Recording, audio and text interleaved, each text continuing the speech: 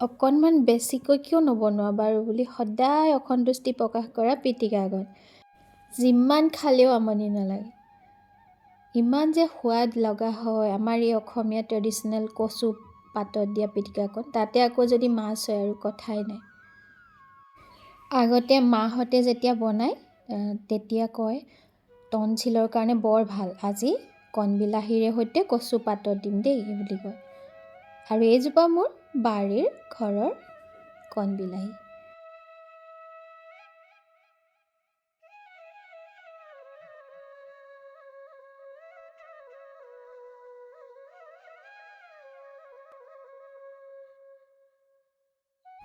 কণবিলাহীকেইটাতো ছিঙি ল'লোৱেই। এতিয়া ৰন্ধাৰ পৰ্ব আৰম্ভ কৰোঁ। জুই যিহেতু নাই সেইকাৰণে যোগাৰ কৰি পাতত দিম।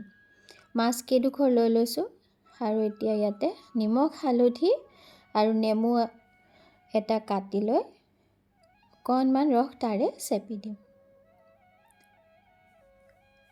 আপোনালোকে যদি বহুত দিন খোৱা নাই মনত পেলাই দিলোঁ দেই।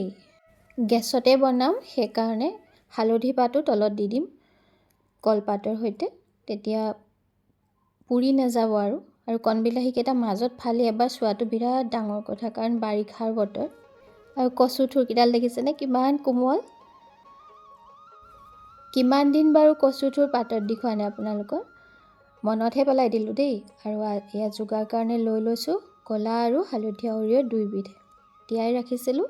এতিয়া মিক্সিৰ জাৰটোত এয়া দি তাতে পিঁয়াজ এটা কুটি দিছোঁ আৰু লগতে কেঁচা জলকীয়া 3টা দি দিলোঁ। আৰু এয়া হ'ল নহৰু, আদা আৰু জালুক অলপমান। এইখিনি দি এতিয়া পানী অলপ দি তাতে অকণমান নিমখ আৰু ধনিয়া পাত দি লৈ এটা পেষ্ট কৰি ল'ম। এয়া পেষ্ট একদম ৰেডি। আৰু এইখিনিতে আপোনালোকলৈ এটা ৰিকুৱেষ্টটো থাকিল দেই, সদায় কৰাৰ দৰে। ভাল লাগিলে লাইক কমেণ্ট এটা কৰি জনাবচোন আপোনালোকৰ মতামতবিলাক। আৰু এতিয়া কচু থুৰখিনি এনেকৈ 3টা ভাগত কাটি ল'ম, তেতিয়া দিবলৈ পাতত ভাল হ'ব। কাৰণ জুইশালত যিহেতু নিদিওঁ, গেছতে যোগাৰ কৰি দিম। আৰু এয়া কলপাত মই ৰ'দত লেৰেলাই থৈছিলোঁ, তেতিয়া মেৰিয়াবলৈ সুবিধা। তাতে আকৌ সেই হালধি পাত দি দিছোঁ, দি এনেকৈ এখন পাতত 2 পিচ আৰু এখনত এপিচ এনেকৈ মিলাই দি দিম।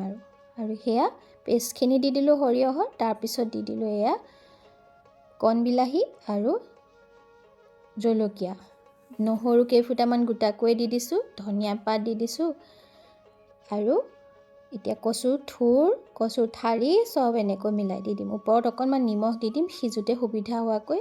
আকৌ অকণমান সেয়া সৰিয়হৰ পেষ্ট দি দিলোঁ আৰু কণবিলাহী কেইটামান ওপৰত দি এনেকৈ মিঠাতেল 2 চামুচ দিলোঁ, দি এনেকৈ ধুনীয়াকৈ এতিয়া মেৰিয়াই দিম।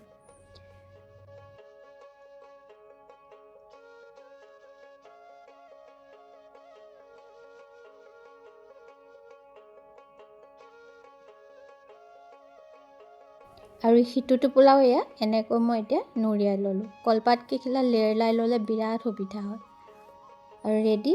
এতিয়া টাৱা এখন গেছত দি লৈছোঁ, দি তাতে অকণমান তেল দি দিম, মিঠাতেল দি লৈ এনেকৈ তাত টোপোলাটো দি ঢাকনি এখনেৰে ঢাকি জুইটো একেবাৰে কমাই থ'ম আৰু এনেকৈ লুটিয়াই দিম। আৰু এটা শিলগুটি ওপৰত দি দিম অকণমান সময় হেঁচা খাবলৈ। আৰু এনেকৈ মই এয়া বনাই ল'লোঁ, দেখিছেনে। যেতিয়া খোলা হয় টোপোলাটো একেবাৰে মলমলাই থাকে গোন্ধে। আৰু কেতিয়াও হেঁপাহ নপলায় আমাৰ ঘৰৰ মানুহৰ, সদায় অকণমান কম হয়েই। আৰু আশা কৰোঁ ৰেচিপিটো আপোনালোকৰ ভাল লাগিব।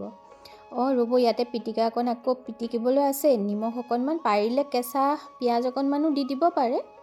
আৰু কেঁচা মিঠাতেল দি ধুনীয়াকৈ পিটিকি একেবাৰে গৰম গৰম ভাতৰ সৈতে খোৱাৰ কথা। আৰু যদি ভাল লাগে কমেণ্ট এটা কৰি জনাবলৈ নাপাহৰিব। আপোনালোকৰ লাইক কমেণ্ট এটাই মোক খুবেই অনুপ্ৰাণিত কৰে। আৰু এয়া মোৰ ৰেডি, আমাৰ একেবাৰে গাঁৱলীয়া তৃপ্তিকৰ খাদ্য কচু পিটিকা।